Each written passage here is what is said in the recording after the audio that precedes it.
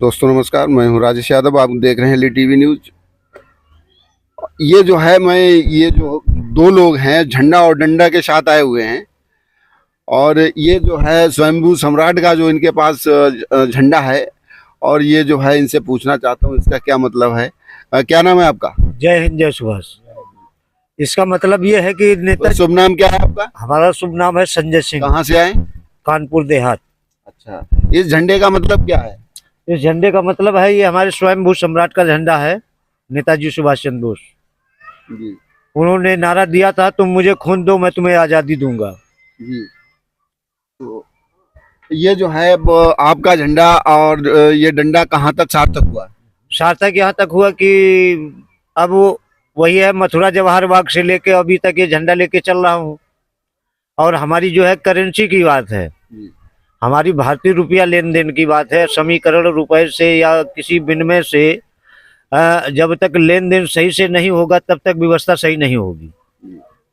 और लेन देन के समीकरण जो है वो सब है, जैसे एक लीटर हो गया, उसमें 1000 मिली लीटर होता है। 1 किलो है, उसमें 1000 ग्राम होता है। हमारा जमीन नापने के लिए फुट है, उसमें 12 इंच का मानक पड़ा होता है। इसी तरीके से इन सभी वस्तुओं को मैनेज करने के लिए हमें 1 रुपया की प्राप्ति हुई, जिसका जो है ये 972 मिलीग्राम गोल्ड है। ये भी हमारा एक बांट ही है, और बांट की कीमत बता नहीं रहे। अब ये आरबीआई वाले जो है, भारत में नोट चल रहा है आरबीआई का, ये 1934 में बना और लागू हो गया। हम 13 साल के बाद आज़ाद होते हैं। तो हमारी आज़ादी की जो करेंसी है, मैं उसके बारे में थोड़ा जानना चाहता हूँ भाई। ये ब्रिटिश सरकार जो चल रही है, हमारे आज़ादी का सिक्का कहाँ है? धन्यवाद संजय जी। और ये जो आप कहाँ से हैं?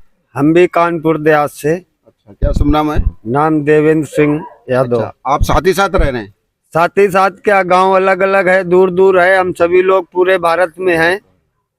और आपने पूछा कि झंडे के बारे में, तो बाबा जय गुरुदेव नाम से जो बाडी जानी जाती मथुरा आश्रम पर, वो बाबा जय गुरुदेव कहते थे, बच्चों ये तुम्हारा झंडा है, कम से कम जो है सब बच्चों ये तुम्हारा झंडा है, कम से कम हमारा झंडा ये बाद में आएगा।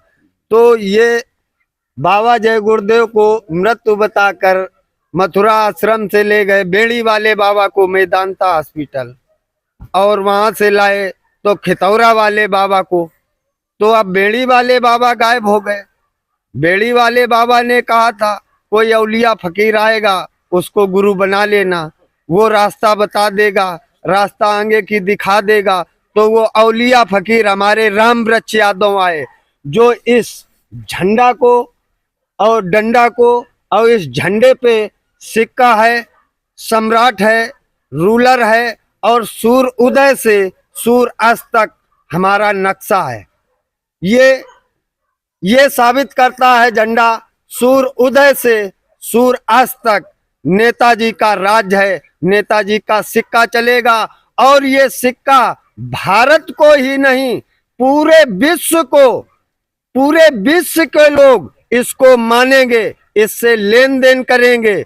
सारे विश्व को इस आजाद हिंद बैंक करेंसी जो नेताजी सुभाष चंद्र बोस ने 9 देशों से बनाई, जिसका मानक मूल्य स्टैंडर्ड वैल्यू 972 ग्राम गोल्ड सोना है, उस सोने से आज अगर ये मोदी जी से मांगा गया जवाहर बाग के से सिक्का, तो मोदी जी रुपया के डॉक्टर थे चुनाव के पहले, तो मोदी जी कह रहे थे ये रुपया मरण सैया पे लेटी है, ये रुपया मुर्दा हो चुकी है। और जब मोदी जी प्रधानमंत्री की गद्दी पर बैठ गए तो मोदी जी डॉक्टर बन गए। वो कागज का टुकड़ा चेंज कर दिया और उसको छोटा कर दिया और हल्का कर दिया, उसकी वैल्यू गायब कर दी, मानक मूल्य गायब कर दिया। अब दुकानदार के पास हम जाते हैं तो कहते भैया एक माचिस दे दो 1 रुपए में, तो कहता भैया 1 रुपए वाली नहीं भैया 2 रुपए वाली है। भैया 1 रुपए में किसान भाइयों, किसान की जनता जनार्दन 1 रुपए की आपको वैल्यू मिल रही है माचिस, जिसमें अपने परिवार में जाओ, घर में आग लगा लो। अपने बच्चों का इस रुपए से पेट ना भर सको, इस आग में डाल करके फूंक दो। ये ब्रिटेन का रुपया भारत को कंगाल भुखमरा बना रही है। और अगर हमारा मोदी जी अंडमान निकोबार से जिंदाबाद का नारा दिया, आजाद हिंद बैंक करेंसी बताई, तो मोदी जी प्रधानमंत्री है। धन्यवाद देवेंद्र जी, जो आपने करेंसी के बारे में बताया। और हमारे बीच में ये भाई मौजूद हैं। शुभ नाम क्या है? हमारा नाम जी सतीश चंद है। जी, कहाँ से हैं? हम कन्नौज से हैं और तिरवा से बिलोंग करते हैं। अच्छा, तो यहाँ कैसे? यहाँ यानी आज़ाद हिंद सरकार यानी नेताजी सुभाष चंद्र बोस की जयंती पे मुझे आमंत्रित किया गया जब मैं यहाँ पे आया हूँ। तो अब ये जन अदालत जो बैठी है, अब इस नतीजे पे पहुंची है, कम शब्द। हाँ बहुत कम शब्द, इस नतीजे पे पहुंची है कि सब कुछ जितनी भी कार्रवाइयाँ की गई वो सारी मतलब सरकार जिसको आप मानते हो वो सरकार किसी भी तत्व को मानने को राजी नहीं है, किसी भी न्याय प्रक्रिया को नहीं मानने को राजी है।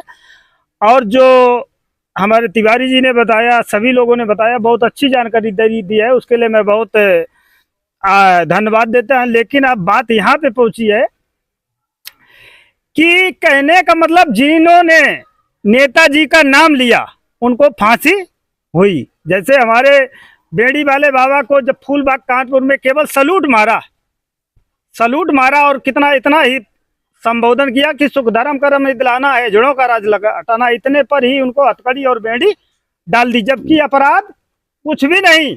और नहीं तो कोई जनता झुग्गी झोपड़ी जो भी जहाँ पे रहते, जबकि वो बाग में रहते थे, बाग किसी की बपौती नहीं होती है। अभी कोई पेड़ के नीचे बैठ जाए, क्योंकि पेड़ तो नेचुरल है, तो क्या आप उस पर गोली चला दोगे? वहाँ पे माँ बहन बेटियों के साथ क्या हुआ, गोलियां चलाई, उनके साथ क्या क्या अत्याचार